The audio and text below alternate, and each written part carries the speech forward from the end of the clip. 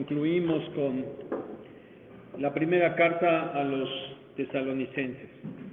Y conforme les habíamos ya dicho, vamos a seguir predicando sobre las cartas del apóstol Pablo en el orden en el que el apóstol las fue escribiendo. Así es de que hoy vamos a empezar con la segunda carta a los tesalonicenses. Esta es la siguiente porque, saben, esta segunda carta Pablo la escribió unos pocos meses después de haber escrito la primera.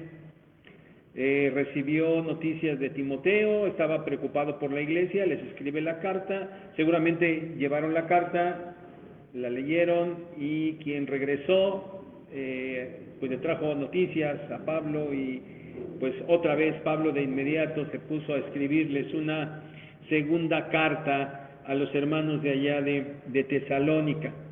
Recordemos, hermanos, es importante no olvidar el contexto en el que se encuentra la iglesia. Y la iglesia está padeciendo gran tribulación, están en tribulación. A pesar de eso, los hermanos, los tesalonicenses, están avanzando en su fe, están caminando de manera correcta.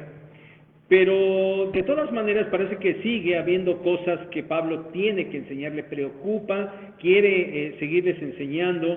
Hay otras cosas que él quiere aclararles, sí, porque ya las conoce, les escribió, viene la respuesta, seguramente, bueno, hay que aclarar todavía un poquito más este tema. Pero también hay otras cosas que tiene que corregir. Ya lo había señalado por ahí en la primera carta, muy brevemente, pero ahora le va a dedicar un poquito más a otro de los temas de esta segunda carta, porque había algo que corregir. Bueno, en términos generales, ese es el objetivo que Pablo tiene al escribir esta segunda carta. Vamos a seguir pues las predicaciones en ella, y el día de hoy vamos a empezar con el capítulo primero. Capítulo primero, los versículos que ya leímos, que prácticamente fueron todo el capítulo, solamente omitimos la salutación, los versículos 3 al 12. Pero miren, antes de iniciar la meditación propia y a manera de introducción, yo quiero pedirles, hermanos, que consideren lo siguiente, y les hablo a todos, y ya saben, normalmente me gusta hablar de manera personal y directa para que cada uno tome para sí mismo lo que estamos diciendo. Y miren, hermanos, si tú no tienes claro el propósito de las cosas que tú haces, lo más probable es que no le vas a encontrar sentido a esas cosas. Y tal vez andarás dando tumbos por todos lados, ¿verdad? Simplemente, pues sí, hago cosas, inclusive trabajo, voy a la escuela, hago algo que hacer, pero pues sí, pero no tengo un propósito por estos. Entonces, seguramente andarás dando tumbo por todos lados, o a lo mejor, ¿verdad? Si no hay objetivo, pues terminarás no haciendo nada, ¿verdad? Es que a mí me gustaría hacer esto, me gustaría o quisiera hacer esto, ¿y para qué? Pues, bueno, no hay sentido, bueno, terminarás a lo mejor no haciéndolos. Pero, ¿saben? Hay algo que eso puede llegar inclusive al extremo. Cuando no hay sentido o se le pierde el sentido al hacer las cosas, las personas pueden terminar inclusive en depresión, porque no le encuentran sentido a lo que están haciendo. Por eso es importante que las acciones que se realizan tengan un propósito que sea claro, un propósito que dirija, que le dé rumbo a esas acciones. Ahora, mi hermano, esto debe tener mucha más importancia para ti que eres cristiano. ¿Por qué? Porque mira, las cosas que tú haces no deben ser ocasionales o fragmentadas, es decir, bueno, yo voy a hacer esto y ya, ahí está, ¿no? Es una cosa que voy a hacer, ¿y cuál es el objetivo? No, ninguno, pero es que o esto sí tendrá que ver con esto, otra cosa que hago va en este otro sentido, y a lo mejor pudieras darle ahí, pero las cosas no pueden ser así, no pueden ser ocasionales, fragmentadas, momentáneas, Porque, hermano, la perspectiva de tu vida debe estar enfocada completamente en lo espiritual. Y por ser tu enfoque espiritual, entonces ese enfoque de tu vida tiene que venir de Dios. Y Dios claro que tiene un propósito bien definido. Dios hace todas las cosas con un propósito. Y hermano, tú tienes que entender esto. Tienes que entender cuál es el propósito de Dios. Y tú tienes que estar en ese ámbito del propósito de Dios para que tú le encuentres sentido a todo lo que tú haces en la vida y también le encuentres sentido a todo lo que te sucede en la vida. Bien, como ya mencioné, vamos a meditar en este primer capítulo de Segunda a Tesalonicenses. Espero que hayan mantenido su Biblia abierta. Y miren, este pasaje evidentemente es una oración, es cómo principia la carta de Pablo a aquella iglesia, y es una oración en términos generales, es una oración donde reconoce algunas cosas buenas de la iglesia, como suele hacerlo Pablo en todas sus cartas. Pero yo quiero que nos centremos el día de hoy en este pasaje para encontrar, hermanos, tres acciones de Dios. En estos versículos vamos a encontrar tres acciones de Dios, tres cosas que Dios hace. Y en el mismo pasaje vamos a encontrar las palabras para qué. Es decir, vamos a encontrar un propósito. Vamos a encontrar tres cosas que Dios está haciendo y vamos a encontrar el propósito por las cuales Dios lo está haciendo. Dios no hace las cosas sin propósito. Y vamos a verlas porque debemos entenderlas. Y sobre todo, hermanos, tenemos que centrarnos en ellas para que nosotros no perdamos de vista lo que Dios está determinado o ha determinado ya para nosotros. Para que nosotros entendamos esas cosas, esos propósitos, y nosotros vivamos siguiéndolos. Que sean estos propósitos los que le den sentido a lo que hacemos y a lo que pasa en nuestra vida. De eso va a tratar la predicación del día de hoy. Empecemos con el primer punto. Y la primera cosa es el propósito de la tribulación. Punto número 1, el propósito de la tribulación, versículos 3 al 5. Miren, Pablo, como ya dije en verso 3, es claro que está elevando una acción de gracias a Dios. Le da gracias por los hermanos de Tesalónica. Y él dice que él da gracias por algo que es digno de agradecer. Algo que es digno de que Pablo le dé gracias a Dios. A ver, ¿qué son esas cosas por las que Pablo le da gracias a Dios? Véanlo ahí, dice, por la fe de los hermanos de Tesalónica. Porque esa fe va creciendo y también porque su amor abunda. Fe creciente, amor abundante, son cosas dignas de que Pablo le dé gracias a Dios. Versículo 4. Es tal la magnitud de su fe y la magnitud de su amor, que dice ahí Pablo que Pablo se gloría, es decir, Pablo se enorgullece de ellos. Pablo se siente muy orgulloso por los hermanos de Tesalónica y dice que delante de todas las iglesias de Dios. Es decir, Pablo llegaba por ahí y presumía, ¿ya vieron a los hermanos de Tesalónica? ¡Wow! ¡Qué fe tienen! Su fe va creciendo, su amor abunda. Pablo se sentía contento, orgulloso por estas cosas de aquella iglesia. Y señala ahí que lo hacen sin importar que ellos están soportando persecuciones y tribulaciones, no importa. Y ahora añade otro elemento, dice, pero lo están haciendo con paciencia, añade otra cosa. Fe, amor y paciencia. De esta manera está actuando la iglesia de Tesalónica en medio de su tribulación.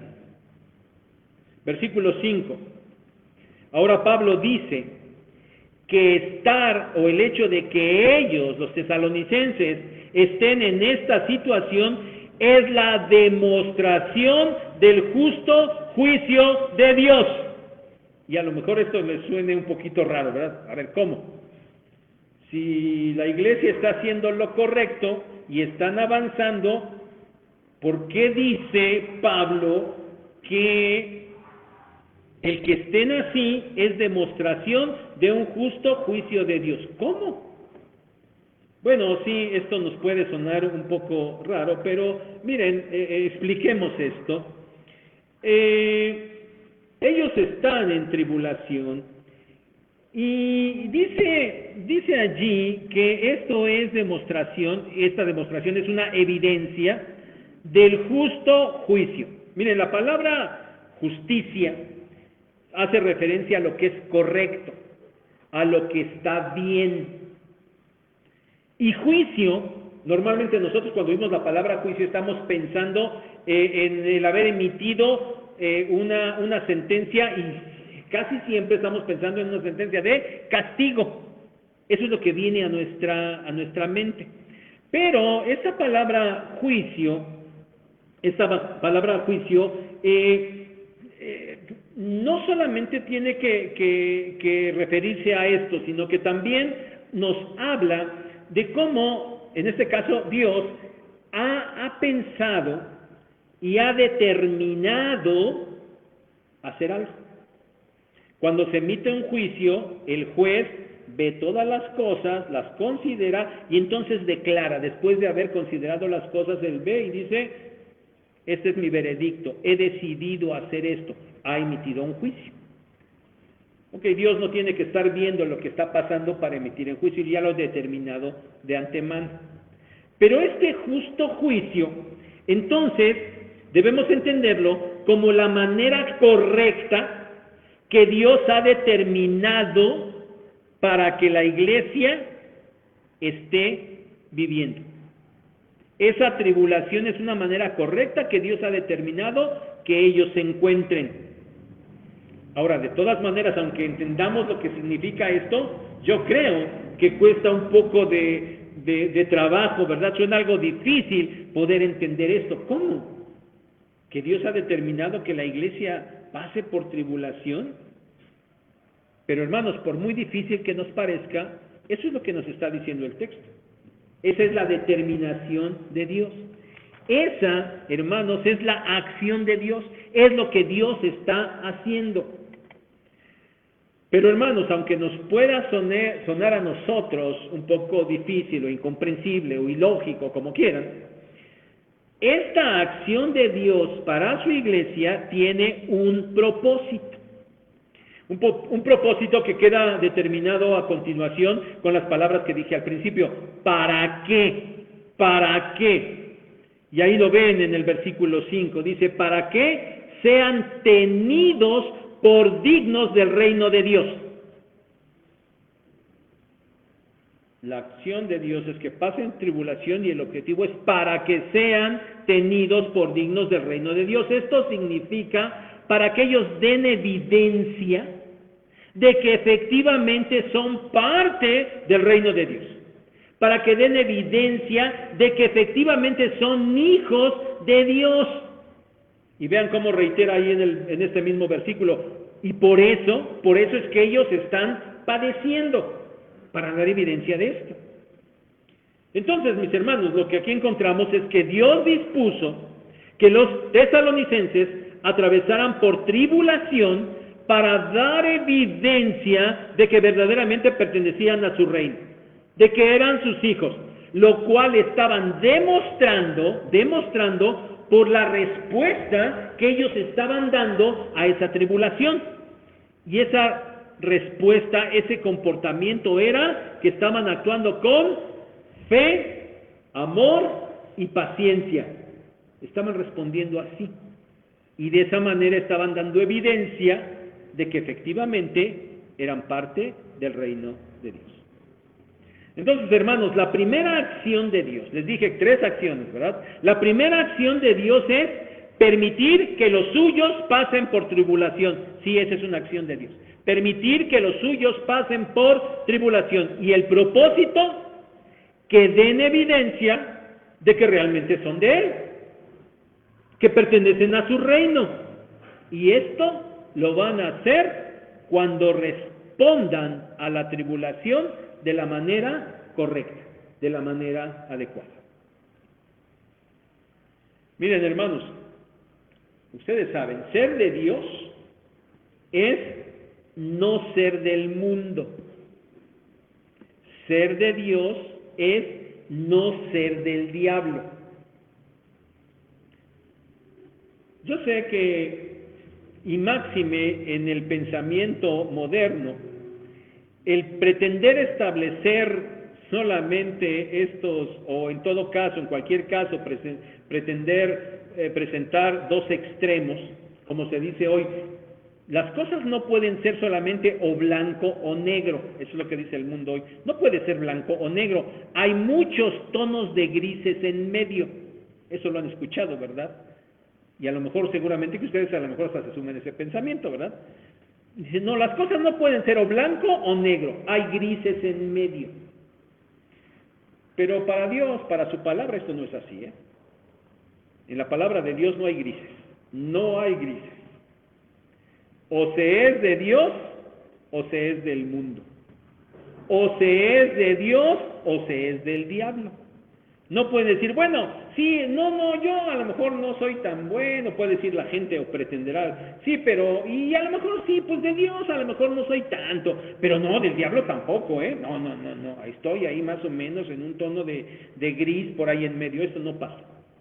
O se es de Dios o se es del diablo, o se es de Dios o se es del mundo, y por eso, ustedes saben, se los hemos dicho muchas veces, ser de Dios es estar expuesto a sufrir los embates del mundo, los embates del diablo, porque se es contrario a ellos. Pero Dios lo ha determinado así, esa es su decisión, ese es su juicio, y es un juicio justo, o sea, es lo correcto. Él ha decidido correctamente que por ser de Él, tenga uno que estar sufriendo tribulación. Por eso, mi hermano, tú que eres de Dios, estarás en constante tribulación. Y no te sorprendas por esto, pero sobre todo yo espero que no te desalientes por esto. Porque normalmente lo que el mundo espera, lo que la gente espera, y cuando la gente quiere buscar a Dios y encontrar a Dios, es precisamente para que no haya problemas en su vida. Pero cuando uno pasa al reino de Dios, entonces está en oposición al reino de las tinieblas y va a sufrir los embates del reino de las tinieblas. Pero hermano, yo espero que esto no te desaliente, no te desaliente. Ahora, hermano, considera ser de Dios, pertenecer a su reino, no es para todos. No es para todos. Dios ha dispuesto llamarte. Dios ha dispuesto salvarte. Dios ha dispuesto sacarte del reino de las tinieblas.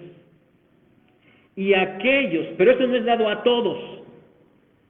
Él eligió a unos desde antes de la fundación del mundo, y tú eres uno de ellos. Bueno, a todos los que han sido elegidos, deben entender que tienen una gran dignidad.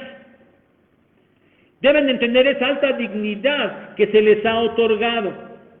Y por lo tanto, deben comportarse dignamente del reino al que ahora pertenecen, dando evidencia de su manera de responder a las tribulaciones. De esa manera van a demostrar que son dignos del reino de Dios.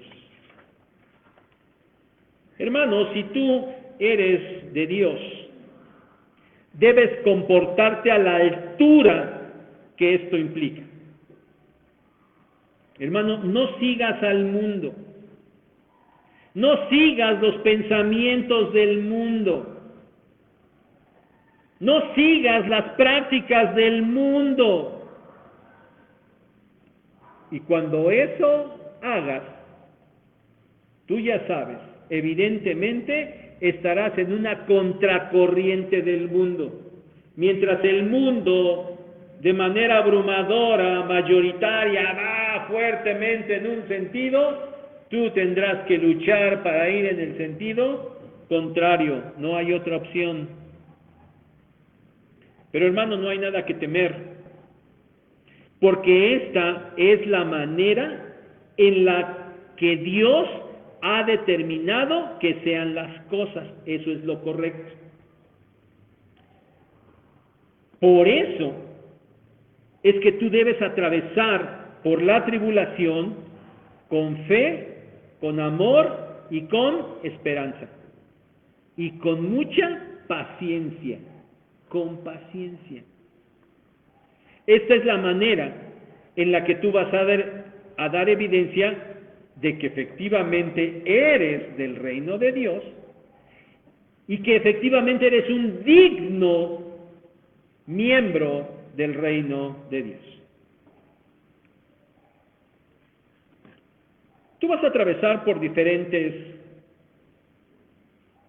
motivos en los cuales irás a terminar en la tribulación. Y en este momento yo solamente quisiera referirme a esas tribulaciones que mencionaba en la predicación anterior. Si a veces nos metemos en problemas y en tribulaciones por causa de nosotros mismos, ¿verdad? Porque somos desobedientes, sabemos que no tenemos que hacer algo y ahí vamos y lo hacemos, ¿verdad?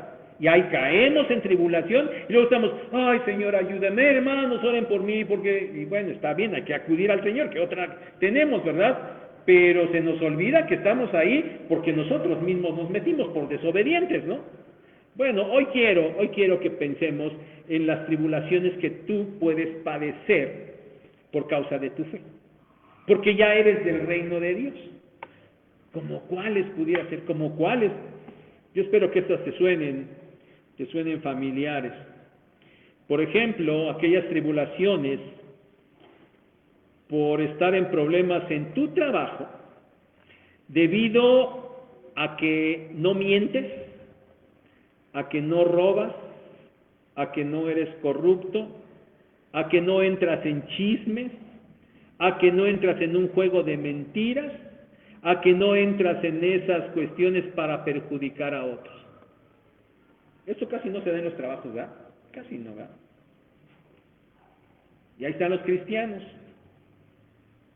en medio de eso. Y bueno, pues el cristiano tiene que decidir. ¿Por qué su fe?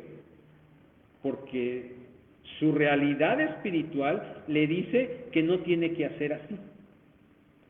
Y cuando no lo hace por obedecer a Dios, entonces invariablemente se va a meter en problemas en el trabajo, ¿no es cierto? Eso pasa. O por ejemplo, cuando hay problemas en tu familia porque eres cristiano, y eso pasa, es increíble, diría yo, pero pasa, ¿no? Y sigue pasando. El mundo dice que es muy tolerante, que no sé qué, que no sé cuándo, pero cuando tú te conviertes al Señor, ya empezando por tu familia, son reintolerantes, ¿verdad? Todos dicen, no, lo que tú quieras decidir, eso no dicen cuando están chiquitos, bueno, casi a todos, ¿verdad? Lo que tú quieras estudiar, hijo, lo que tú quieras y no sé qué, y cuando el hijo dice, pues yo ya me volví cristiano, ándale, entonces ya no es lo que tú quieras, ¿verdad? Ya hay perros. No, y ya te fuiste con esos fanáticos, que ya te lavaron el cerebro. O sea que ellos tienen el cerebro todo cochambroso, ¿o qué? Y quieren que lo sigas teniendo todo cochambroso, ¿no? Que no te lo laven el cerebro, bueno, no sé. Pero eso pasa. Cuando uno se vuelve cristiano, por ese simple hecho, empieza uno a estar en tribulación. Y lo mismo pasa, y podemos poner muchísimos ejemplos en los cuales nosotros nos metemos en problemas con este mundo, con esta sociedad, con la familia, con mucha gente, con toda la gente, por no seguir sus pensamientos, sus prácticas, sus corrientes, porque van en contra de lo que Dios dice. Ahora, mi hermano, cuando tú estés en tribulación por causa de tu fe, por favor, o sea, mira, entiende, por eso decía, tienes que entender el panorama general, esos propósitos de Dios, porque a veces los cristianos pasan por esos momentos de tribulación y entonces están preguntando de manera muy puntual y específica lo que Dios quiere exactamente. Y no es que digamos esto sea del todo incorrecto, pero perdemos la visión general, ¿no? Y a ver, ayer tuve problemas con alguien por esta causa, ayer sábado a las 3:43 de la tarde. ¿Qué me querrá decir Dios? ¿Qué querrá decir Dios con eso? No sé qué hacer, no sé cómo responder. Bueno, hermano, estuviste en tribulación ayer a las 3:43, y hoy a las 5:48, y mañana a las 7 de la mañana, todo el tiempo vas a estar en alguna tribulación. A ver, no te angusties tanto por estar queriendo entender de manera muy puntual y específica qué significa eso o cómo debes hacerlo. Porque a lo mejor todavía ni terminas de entender la pasada cuando ya estás en la siguiente.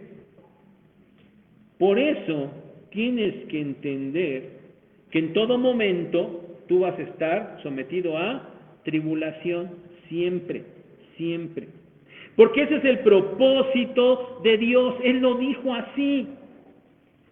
Y el propósito de esa tribulación, acuérdate, es que tú des evidencia de que realmente perteneces a Dios, que tú des evidencia de que realmente perteneces a su reino. ¿Cómo lo vas a hacer? Atravesando la tribulación, toda tribulación, cualquier tribulación, por más que no la entiendas en ese momento y quizás nunca, toda tribulación la debes de enfrentar con fe, con una fe creciente, con amor y con paciencia. Si entiendes esto de manera general, créeme que cada cosa que te esté pasando va a dejar de preocuparte de más, porque estás entendiendo el panorama general. Dios hace esto, Él está permitiendo esto. Su propósito es que tú des evidencia de quién eres. Segunda cosa, el propósito de la manifestación del Señor Jesucristo. El propósito de la manifestación del Señor Jesucristo, versículos 6 al 10. Versículo 6, dice ahí que lo correcto, dice lo justo delante de Dios, es decir, lo que Dios ha decidido que es correcto, es pagar con tribulación a quienes estaban atribulando a los tesalonicenses en ese momento. Verso 7, y a ellos, a los hermanos de Tesalónica, que estaban siendo atribulados, lo que Dios ha dispuesto, lo que correctamente, lo que es justo delante de Dios, es que a los hermanos atribulados, darles reposo, darles reposo. Si sonó un poquito fuerte hace un ratito decir que Dios ha dispuesto que pasemos por tribulación, bueno, aquí están las palabras de consuelo. Porque también lo correcto delante de Dios es que los suyos que padecen tribulación lleguen al reposo. También eso es lo correcto delante de Dios. Y aquí están las palabras, repito, las palabras de aliento. Va a haber tribulación para los que están atribulando en este momento, pero va a haber reposo para los que en este momento están siendo atribulados. ¿Pero cuándo? ¿Cuándo va a suceder esto? Cuando el Señor Jesucristo se manifieste, dice ahí. ¿Cuándo? Cuando el Señor Jesucristo se manifieste. Miren, la palabra que aquí se traduce por manifestación es una palabra muy conocida por nosotros. ¿Saben? Es la palabra Apocalipsis. Esa es la palabra que aparece aquí en el texto griego. Esta palabra, Apocalipsis, significa revelación, manifestación o desvelamiento. Eso significa esta palabra. Entonces, quiere decir que el Señor Jesucristo se va a revelar, va a ser desvelado. ¿Por qué? Porque hoy en día, a los ojos del mundo, el Señor Jesucristo está oculto. El Señor Jesucristo está como en los secretos, sí. Vamos allá afuera y le decimos, ¿conoces de Jesucristo? Sí, ¿cómo no? ¿Crees en Él? Sí, sí, yo creo en Él. Pero, ¿quién es? ¿Dónde está? ¿Realmente lo conocen? No lo conocen. ¿Tienen una relación personal con Él? De ninguna manera. ¿Puede haber ese entendimiento y conocimiento? No lo hay, ¿no? La verdad es que el Señor Jesucristo está oculto en este momento para los incrédulos. Por eso es que va a llegar un momento en el que se va a manifestar. Eso que está oculto va a ser revelado. Está puesto un velo, el velo va a ser quitado cuando Él se manifieste. Y hermanos, en este versículo específico, en este momento, se está refiriendo Pablo seguramente mucho más al regreso del Señor Jesús, pero ya con relación a los incrédulos, no con relación a los creyentes. ¿Por qué? Porque los creyentes, cuando Él venga, ya sabemos, ya lo hemos visto, vamos a estar allá con Él. Por eso es que esta manifestación, esta revelación, será más desde el punto de vista de los incrédulos. Ahora, miren, sigue diciendo este versículo 7, y la primera parte del versículo 8, que esa manifestación, esa revelación, ese apocalipsis del Señor Jesucristo, será 1, desde el cielo, 2, con los ángeles de su poder, y 3, en llama de fuego. La primera vez que el Señor Jesucristo vino a la tierra, se presentó desde la misma tierra, ¿verdad? Naciendo como un bebé. Los ángeles lo anunciaron, pero después estuvo caminando solo con otros hombres por allí. Y no se ejecutó ningún juicio, ¿verdad?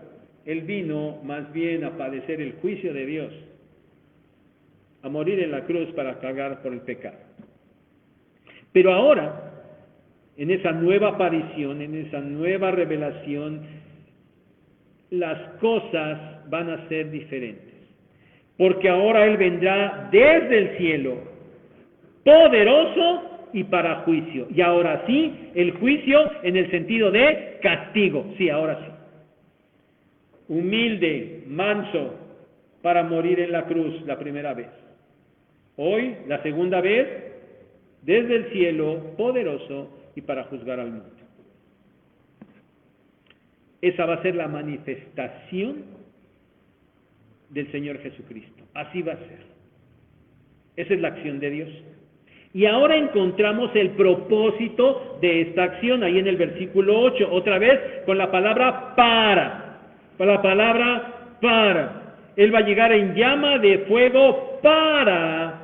Y la primera cosa que encontramos es que va a ser para dar retribución a los que no conocieron a Dios ni obedecen el Evangelio de nuestro Señor Jesucristo. ¿Quiénes son estos? Los inconversos, los incrédulos. Porque Él ya tuvo una manifestación, y en esa manifestación, según vimos en la primera carta, los creyentes muertos, ¿qué iba a suceder con ellos? ¿O qué va a suceder con ellos? Van a resucitar. Y los creyentes vivos van a ser arrebatados. ¿Sí? Eso es lo que iba a pasar en esa parte. Pero ellos ya no están aquí.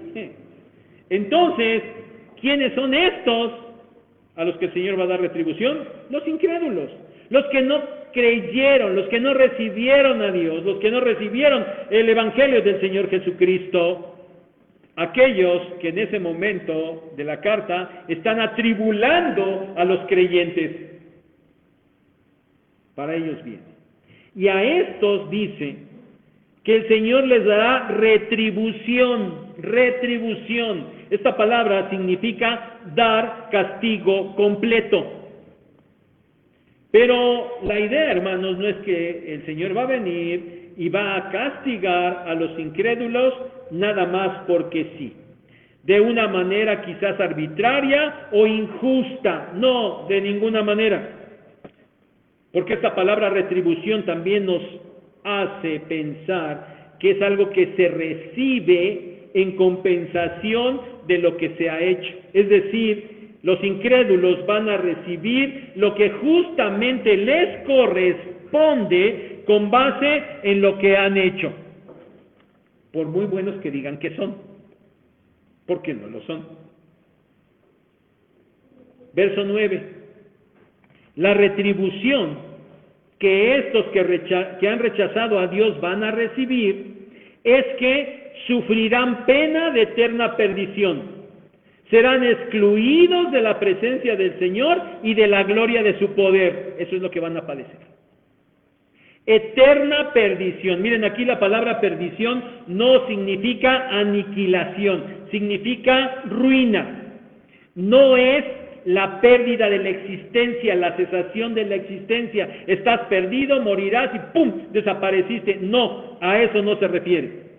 Sino es la pérdida de todo lo que hace valioso la existencia. A eso se refiere. Eso es perdición. Haber perdido o perder todo lo que sea valioso para la existencia.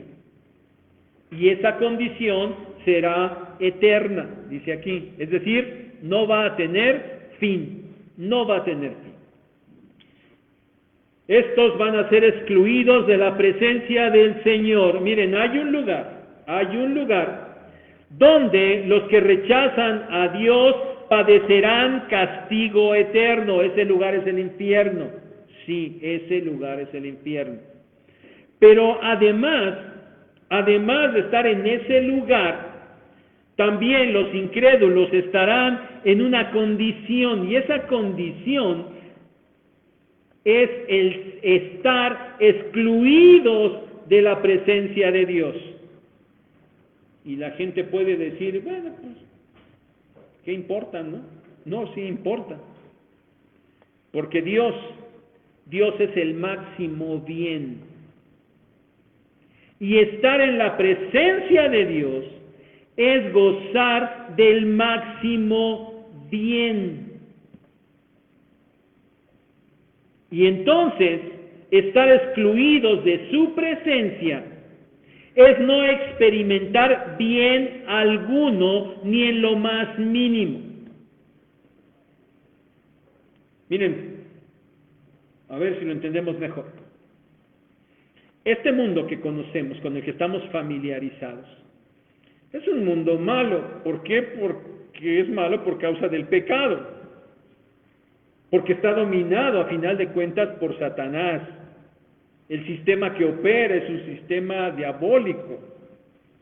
El mundo es malo. Sin embargo, bueno, nunca faltan, ¿verdad?, los optimistas que dicen que siempre hay cosas buenas. Y bueno, es una realidad. Aunque el mundo esté sumido en el pecado, bueno, nosotros podemos gozar de lugares hermosos en la naturaleza de Dios, ¿no es cierto?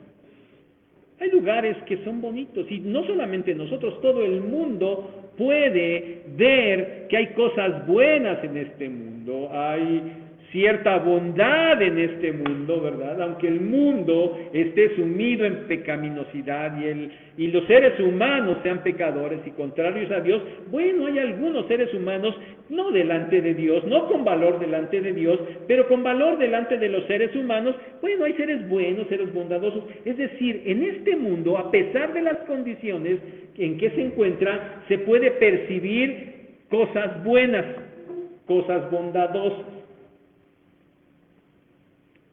Cuando los incrédulos sean llevados al infierno, ni siquiera esas cosas van a poder percibir. Hoy podemos decir, la gente es mala, ¿por qué hace? Pero hay gente buena, ¿no? Hay gente buena que pasa y me saluda, o ayuda a cruzar la calle a alguien que no puede. Hay cierta bondad en este mundo. Bueno, está bien. Pero estar excluidos de la presencia de Dios es no poder tener ni la más mínima situación de bondad. Ni el más mínimo vestigio de bondad va a haber en el infierno. Nada. Eso es estar excluidos de la presencia de Dios. Pero también dice que excluidos de la gloria del poder del Señor. Miren, la gloria del Señor es la manifestación de sus atributos, que otra vez nos llevan a pensar en una inmensa manifestación de todo lo que es bueno. El poder de esa manifestación nos habla entonces de la eliminación de todo lo malo, de la eliminación de todo pecado, de la eliminación de todo sufrimiento. Ya dijimos, en este mundo, bueno, cosas malas, gentes malas, cosas buenas, bueno, cierta bondad, excluidos de la presencia de Dios no va a haber tal bondad, ¿sí? Pero tampoco va a haber la manifestación del poder del Señor. Y entonces eso malo no va a ser deshecho, eso malo se va a magnificar.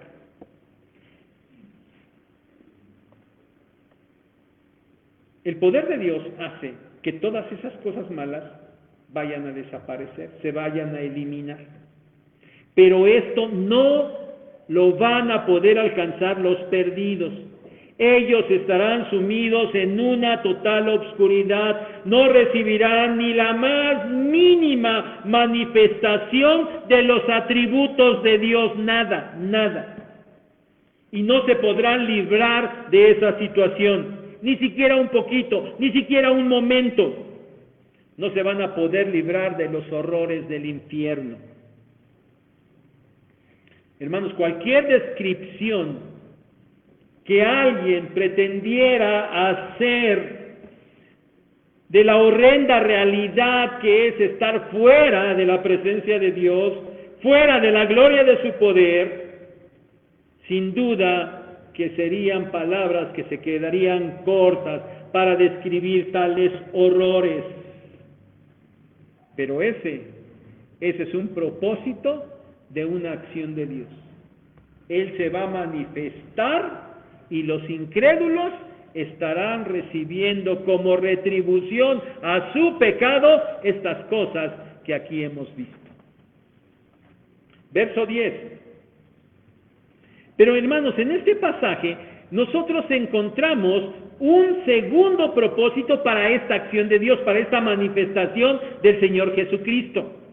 Ese segundo propósito, ese segundo lo encontramos en este versículo 10, para que Dios sea glorificado en sus santos y admirado en todos los que creyeron. Miren, aquí la palabra glorificar significa exaltar, magnificar, manifestar la gloria inherente de la naturaleza de Dios. Y admirar, la palabra admirar significa maravillarse, quedar admirado, sorprendido por algo. Es decir, cuando el Señor Jesucristo se manifieste, Dios será magnificado, glorificado, exaltado por la obra que Él ha hecho en sus santos. Porque esos santos, en realidad, merecían exactamente lo mismo que los incrédulos. Eso es lo que merecían. Pero Dios ha hecho su obra y los ha traído a su reino. Entonces, ellos que han recibido la salvación por gracia, la manifestación, ellos han recibido la manifestación de la gloria de Dios en ellos. Y por eso Dios va a ser glorificado. glorificado en sus santos. Pero también va a ser admirado por todos los que lo creyeron. Y esto, hermanos, es decir, va a causar una gran maravilla. Una gran maravilla no solamente por lo que Dios hará en uno, sino porque también todos ahí estarán, ¿no? Nosotros hoy lo sabemos, lo creemos. Es una esperanza real en nosotros. Y así como decía yo que es muy difícil expresar los horrores del infierno, sin duda que es igualmente difícil expresar las bendiciones y las glorias de estar en la presencia de Dios. Lo creemos, no sé cómo lo podrán imaginar ustedes, ¿cómo lo imaginan? ¿Cómo será? Yo creo que nos vamos a quedar cortos, ¿no? Por eso cuando lleguemos allá, vamos a quedar maravillados, sorprendidos. Sin duda que lo mejor que podamos imaginar se va a quedar corto con lo que realmente va a suceder. Y nosotros vamos a exaltar el nombre de Dios, porque vamos a decir, ciertamente, Señor, yo no merecía esto, de ninguna manera. Pero tú eres exaltado por lo que has hecho en mí. Y cuando ustedes volteen, ¡ay, si está David también! ¡Oh! ¡Qué maravilloso! También ahí está, míralo. Y eso que ya, mira, nos trataba re mal, nos regañaba, y no. Y también ahí está, ¿no? Primero, ¡oh! Aquí estoy. No. También ustedes van a estar, no se crean, yo también voy a decir de ustedes, no solamente ustedes para mí, ¡ay, también ustedes! Va a ser maravilloso, ¿no, hermano? Segunda acción de Dios, la manifestación del Señor Jesucristo. Un doble propósito. Primero, dar retribución a los incrédulos por su rechazo al Señor Jesucristo, por su rechazo al Evangelio, por haber atribulado a los suyos. Esto es real, ¿eh? Aquellos que causen tribulación a los hijos de Dios van a recibir tribulación. Pero por favor, aunque sea real, ustedes no le vayan a decir a alguien que los esté atribulando por causa de su fe, pero vas a ver, un día vas a ver cómo te va a ir. O sea, sí, eso es cierto, pero por favor, no lo estén diciendo, ¿no? Bueno, primero, dar retribución a los incrédulos. Y segundo, propósito, dar reposo a los creyentes que han vivido en constante tribulación. Y hermanos, yo quiero que estas palabras de verdad sean de gran consuelo para ti. Que sean de gran consuelo, porque ya te dije, ayer a las 3:43, hoy a las 5:48, mañana a las 7 de la mañana, siempre vas en tribulación. Y no sé cuántos años todavía el Señor te va a tener en esta tierra, siempre vas a estar en tribulación. Debes de responder de manera correcta, pero anímate. Un día, cuando el Señor se manifieste, tú vas a tener reposo. Acción de Dios, objetivo de Dios, darte reposo. Por eso, hermano, consuélate con esto. Si la tribulación en tu vida es muy fuerte, si la tribulación en tu vida es muy larga, es más, si la tribulación en tu vida va a ser permanente en los años que vivas en esta tierra, sé paciente. Cuando el Señor se manifieste, tú recibirás finalmente reposo de todas esas aflicciones. Punto número 3. El propósito del llamamiento y la obra de Dios en el creyente. El propósito de la obra de Dios en el creyente, versículos 11 y 12. Versículo 11, la oración de Pablo, además de la acción de gracias que ya vimos en los primeros versículos, ahora incluye petición. Tal petición incluye 3 puntos. El primero, que Dios tenga a los tesalonicenses por dignos de su llamamiento. Segundo, que cumpla en ellos todo propósito de bondad. Tercero, que cumpla en ellos toda obra de fe. Miren, hermanos, estas tres cosas, en resumen, nos remiten a la obra salvífica de Dios en el creyente. A eso nos remiten. A esa obra de salvación que Dios hace en sus escogidos. Es la manera en la que Dios actúa en los suyos. A eso se refiere el llamamiento. Ahí encontramos la palabra llamamiento. Ese llamamiento es la salvación porque Dios ha llamado a algunos a salvación. Y cuando Dios llama, ese llamado es irresistible. Cuando Dios llama, nadie puede decir que no. Y llega a la salvación. Acuérdense, hermanos, que la salvación la podemos dividir en tres momentos diferentes. El primero, el de inicio, un momento puntual, es el momento de la justificación. Cuando uno cree en el Señor Jesucristo y recibe la salvación. Pero también continúa mientras el Señor regresa y sobre todo mientras el creyente está en esta tierra, continúa esa obra de salvación en la santificación. Y la salvación termina con la glorificación, es decir, cuando todo llegue a su fin, estemos ante la presencia de Dios. Justificación, santificación, glorificación. Los tres procesos, los tres puntos del proceso de la salvación. Pero hermanos, toda esta obra salvífica, es efectuada solo por Dios. Por eso, en la oración de Pablo, él menciona que él pide que Dios tenga a los hermanos de Tesalónica por dignos de esa salvación o de ese llamamiento. Y miren, aquí que Dios los tenga por dignos, deberíamos, o nos sería más fácil entenderlo de otra manera que podemos traducir estas palabras. Que Dios los haga, más bien, que Dios los haga dignos de esa salvación. Que Dios haga esa obra en los creyentes para que ellos se puedan comportar de acuerdo con la salvación que han recibido. Pero nos damos cuenta, esto es una obra ¿de quién? De Dios. No hay mérito en el creyente. La segunda cosa es que Dios cumpla su propósito de bondad. Esto es, que Dios cumpla su deseo de bondad. Ahora, esta expresión la podemos entender de dos maneras.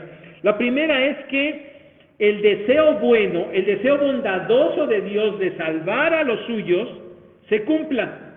Esa puede ser una manera de entenderlo. La otra es entender que el deseo de Dios para que los suyos se vuelvan bondadosos, se vuelvan buenos, llegan a esa bondad que Él está buscando, que se cumpla. Pero saben, sea cual sea la manera correcta de entender esta frase, las dos caben. Pero hermanos, el objetivo, otra vez que tengo, es que ustedes pongan su mirada en que a final de cuentas es Dios quien sigue haciendo la obra. No es el mérito del creyente, es la obra de Dios. Que Dios cumpla toda obra de bondad en ustedes. Y la tercera cosa es que Dios cumpla toda obra de fe. Ya dijimos, esa fe que inicialmente nos lleva a reconocer al Señor Jesucristo, a creer en Él, al ser justificados.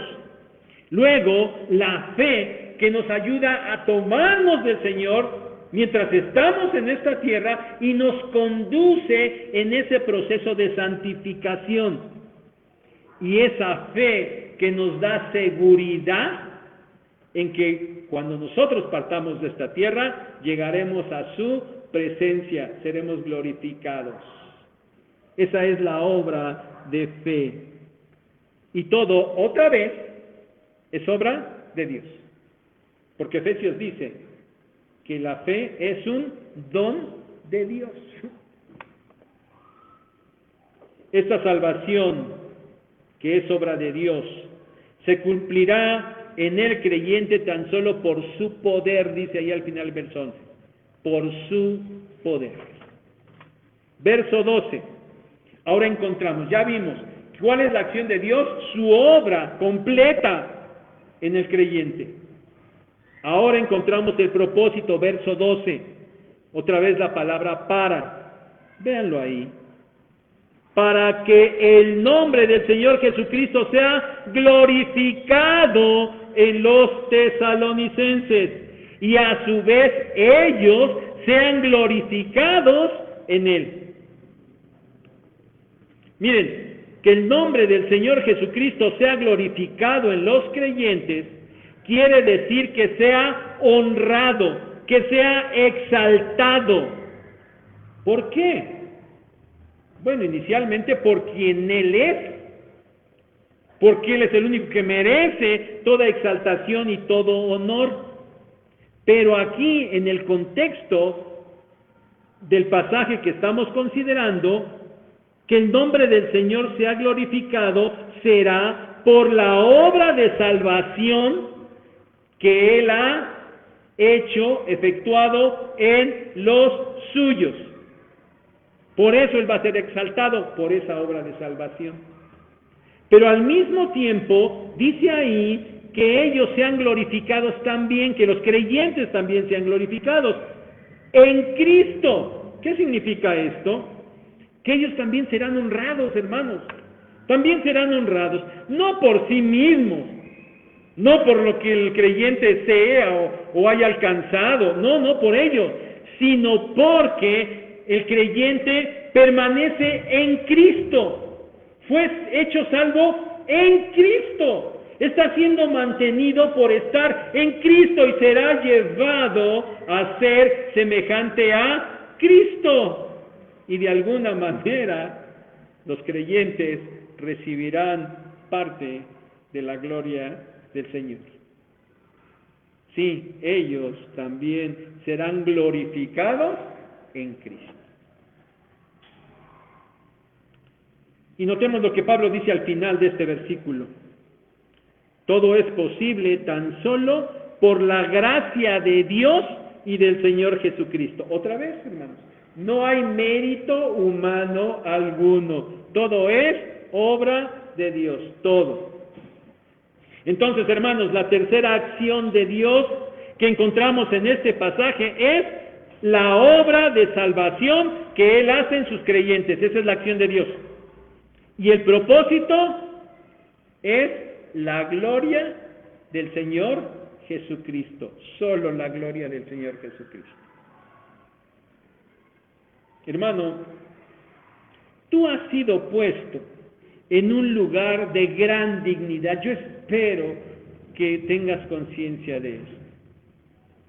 Yo espero que veas y que consideres, recuerdas o hayas aprendido en este momento lo que le espera a los incrédulos y que hayas entendido lo que te espera a ti. Que has sido puesto en un lugar de gran dignidad. Tan solo por el llamamiento de Dios tú has alcanzado esa salvación. Y en este tiempo, Dios sigue haciendo su obra de perfeccionamiento en ti. Él sigue obrando en ti. Esa obra que culminará cuando el Señor se manifieste, cuando tú estás en su presencia, cuando tú seas hecho semejante al Señor Jesucristo. Pero mientras tanto, Él, el Señor Dios, sigue obrando en ti, te sigue transformando cada día. Pero todo eso, tu actuar en hoy y tu glorificación final, todo tiene un solo objetivo, un solo propósito: la gloria del Señor Jesucristo, que no se te olvide. Todo es tan solo para la gloria del Señor Jesucristo. Porque, mi hermano, ser hijo de Dios, entiéndolo bien, no te hace ser el centro de la acción de Dios, como erróneamente se enseña en otros lugares.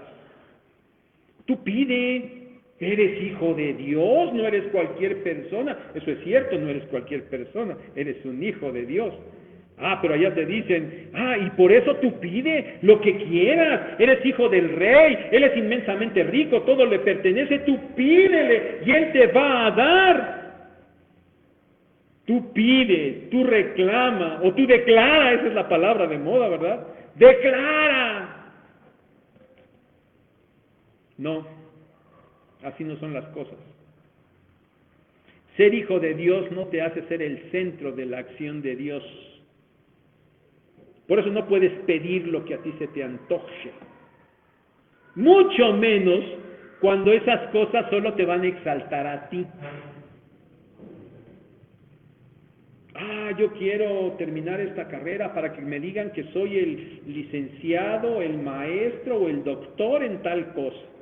Señor, ayúdame a cumplir esto. Y ahí estoy pidiéndole. Pero lo que estoy buscando es que me exalte a mí. Señor, yo quiero aprender esto y quiero llegar a ser famoso, quiero ser actor famoso, quiero ser un músico famoso, quiero ser un deportista famoso, todo, Señor, y yo lo pongo en tus manos, yo te pido a ti, por favor, tú concédeme, y parecemos que estamos bien espirituales, ¿verdad? Pero lo que estamos buscando, lo que estamos yendo es tras la gloria nuestra. Ese, si entiendes bien, no es el objetivo, no es el propósito de Dios. Ese no lo es. En el ámbito que sea, no lo es. Ser hijo de Dios te debe hacer solo buscar la gloria de Dios siempre, siempre, en todo lo que hagas. Y si lo que tú estás haciendo y los objetivos que estás persiguiendo no te conducen a glorificar a Dios, ¿sabes qué tienes que hacer? Deja de hacerlo. Deja de hacerlo. No tienen sentido ni en lo más mínimo. Si es que tú eres cristiano. Si es que tú eres cristiano. Tú has sido salvo. Por fe ahora estás en Cristo. Y tú gozas de enormes bendiciones espirituales, sí es cierto, mucho más de lo que puedas imaginar en este mundo. Pero eso solo porque estás en Cristo. Por eso lo vas a recibir. Y por eso, todo, absolutamente todo en tu vida tiene que ser para la gloria de Cristo. No hay más. Concluyamos. Miren, hay un famoso y muy reconocido comediante que murió el año pasado. Este comediante se enorgullecía, lo decía en cada oportunidad que tenía. Decía que él hacía comedia, pero no tanto para hacer reír a la gente, aunque sí, obviamente, provocaba risas, pero que él lo hacía porque él decía, presumía, que lo hacía por aportar reflexión a las personas, para que la gente reaccionara, pensara y respondiera. Y su reflexión iba en el sentido político y en el sentido social, ¿verdad? Y él presumía de que su comedia era para esto. Bueno, no les voy a decir el nombre, espero que ya sepan quién es, pero bueno, uno de sus personajes, que no sé cómo se llama el personaje, era un individuo por ahí con una cachuchita, con unos bigototes, y ahí medio cieguito el cuate, y ahí le preguntaban, ¿no? Hacía alguna cosa y le preguntaban, oye, ¿y por qué hiciste esto? Y él decía, pues no más.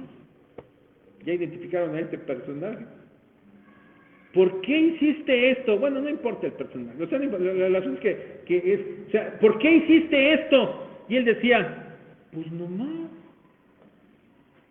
Hacía cosas que no tenían sentido, que no apuntaban a ningún lado, ¿no?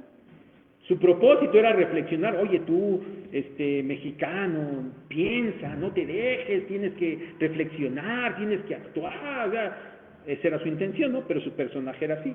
¿Por qué hiciste las cosas? Pues no más. No sabía lo que hacía, ni para qué lo hacía. Ahora, hermano, yo te quiero preguntar a ti. ¿Para qué haces las cosas que haces? Y yo espero que no me salgas con, pues no más.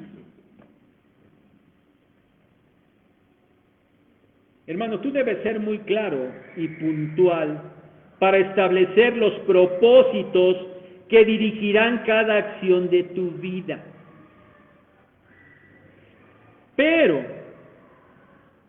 el punto es que si esos propósitos son correctos, si son estables, si son fuertes, si son firmes, si son duraderos, si son trascendentes, sobre todo si se corresponden a los propósitos de Dios y son para la gloria de Jesucristo.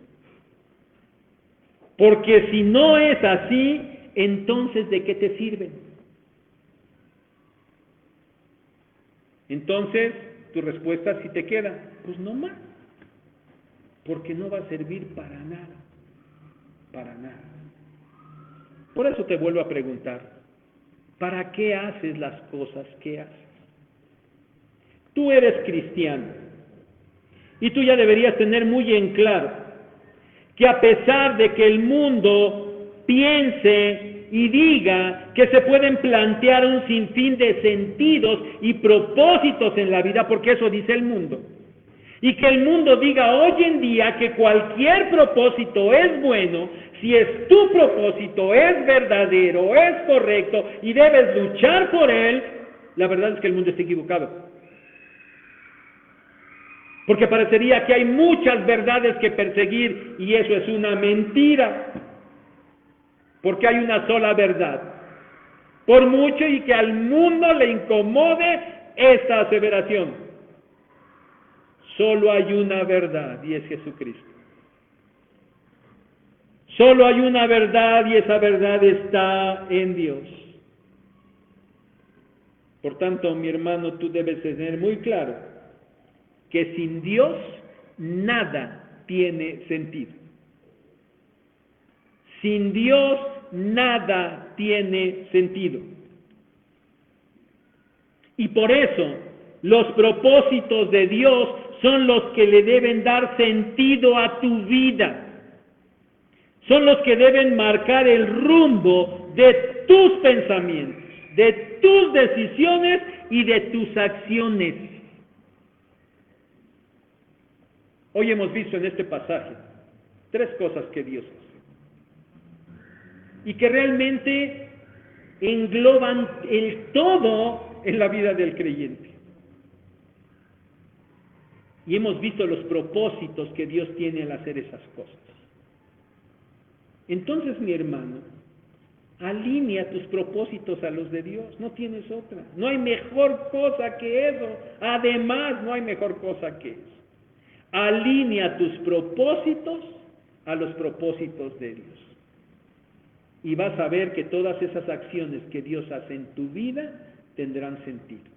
Y tu vida tendrá sentido. Nunca serás triste, ni deprimido, ni nada por el estilo. Que Dios les bendiga.